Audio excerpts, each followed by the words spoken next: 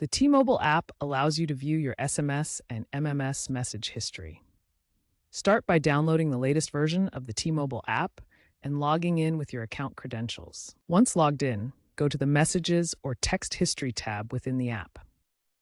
Select the specific phone number line you want to view, and messages will load in chronological order. Keep in mind that the app typically shows only up to 90 days of your text history, as messages are stored in the cloud and older ones are automatically deleted to manage space. To save messages, tap the share icon on specific messages or use the app's built-in export feature for batches of recent texts. Remember, accessing message history requires proving your identity according to T-Mobile's terms of service.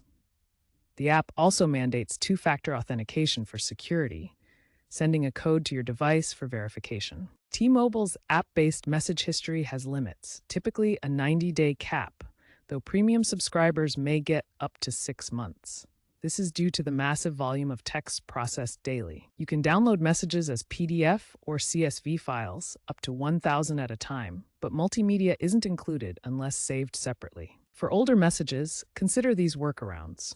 Request records from T-Mobile support may involve fees. Use third-party apps like SMS Backup and Restore, or try email forwarding by texting 500-000-000.